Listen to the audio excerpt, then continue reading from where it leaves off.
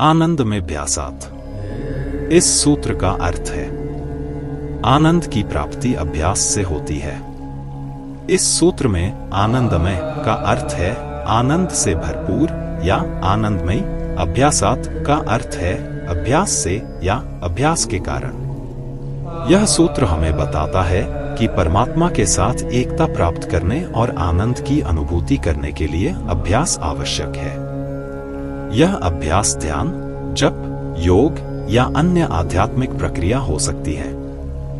इस सूत्र की व्याख्या में यह कहा जा सकता है कि जब हम परमात्मा के साथ एकता प्राप्त करने के लिए अभ्यास करते हैं तो हमें आनंद की अनुभूति होती है और हमारा जीवन आनंदमयी बन जाता है।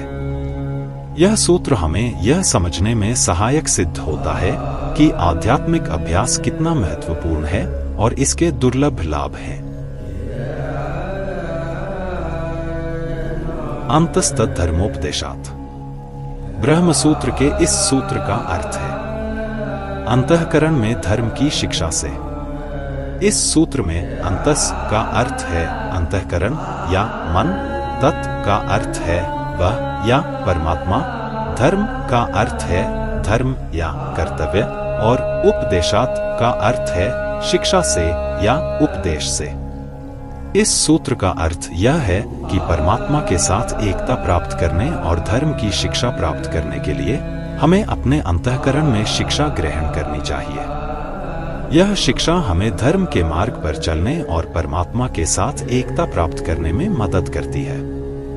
इस सूत्र की व्याख्या में यह कहा जा सकता है कि जब हम अपने अंतःकरण में धर्म की शिक्षा ग्रहण करते हैं तो हमें परमात्मा के साथ एकता प्राप्त करने में मदद मिलती है और हमारा जीवन धर्म के मार्ग पर चलने लगता है। यह सूत्र हमें यह समझने में सहायक सिद्ध होता है कि आत्म शिक्षा और आत्म विकास अत्यंत महत्वपूर्ण है। आकाशस्थ लिंगात् ब्रह्म सूत्र के इस सूत्र का अर्थ है आकाश से लिंग की उपमा से। इस सूत्र में आकाश का अर्थ है आकाश या व्योम, तत् का अर्थ है वह या परमात्मा, लिंग का अर्थ है चिन्ह या प्रतीक और आत्म का अर्थ है से या के कारण। इस सूत्र का अर्थ यह है कि परमात्मा का स्वरूप आकाश की तरह व्यापक और निराकार है और उसे लिंग या प्रतीक के रूप में नहीं देखा जा सकता है। यह सूत्र हमें यह समझने में सहायक सिद्ध होता है कि परमात्मा का स्वरूप कितना विशाल और निराकार है और उसे हम किसी भी रूप या प्रतीक में नहीं बांध सकते हैं। इस सूत्र की व्याख्या में यह कहा जा सकता है कि जैसे आकाश सर्वत्र व्याप्त है और किसी भी रूप या प्रतीक में नहीं बंधा है, वैसे ही परमात्मा भी सर्वत्र व्याप्त है और किसी भी रूप या प्रतीक में नहीं बंधा है। यह सूत्र हमें परमात्मा के विशाल और निराकार स्वरूप की ओर ले जाता है। अतएव प्राण का अर्थ है इसलिए प्राण है। इस सूत्र में अत का अर्थ है इसलिए या इस कारण से, एव का अर्थ है ही या केवल और प्राण का अर्थ है प्राण या जीवन। इस सूत्र का अर्थ यह है कि जीवन या प्राण की उत्पत्ति परमात्मा से ही होती है और वही जीवन का कारण है। यह सूत्र हमें यह समझने में सहायक सिद्ध होता है कि जीवन की उत्पत्ति और संचालन का कारण परमात्मा ही है। इस सूत्र की व्याख्या में यह कहा जा सकता है कि जैसे प्राण या जीवन की उत्पत्ति परमात्मा से होती है, वैसे ही उसका संचालन और नियंत्रण भी परमात्मा के हाथ में है। यह सूत्र हमें परमात्मा की सर्वशक्तिमानता और जीवन के प्रति उसकी भूमिका की ओर ले जाता है। ज्योतिश्चरण अभिधानात्।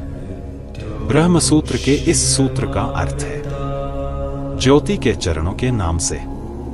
इस सूत्र में ज्योति का अर्थ है प्रकाश या चेतना, चरण का अर्थ है चरण या पद और अभिधानात् का अर्थ है नाम से या संज्ञा से। इस सूत्र का अर्थ यह है कि परमात्मा को ज्योति या प्रकाश के रूप में जाना जाता है और उसके चरणों या पदों को भी विशेष नामों से पुकारा जाता है। यह सूत्र हमें यह समझने में सहायक सिद्ध होता है कि परमात्मा का स्वरूप प्रकाशमय है और उसके विभिन्न पहलुओं को विशेष नामों से पुकारा जाता है। इस सूत्र की व्याख्या में यह कहा जा सकता है कि जैसे ज्योति या प्रकाश के विभिन्न रंगों और स्वरूपों को विशेष नामों से पुकारा जाता है, वैसे ही परमात्मा के विभिन्न स्वरूपों को भी विशेष नामों से पुकारा जाता है। यह सूत्र हमें परमात्मा के विविध स्वरूपों की ओर ले जाता है।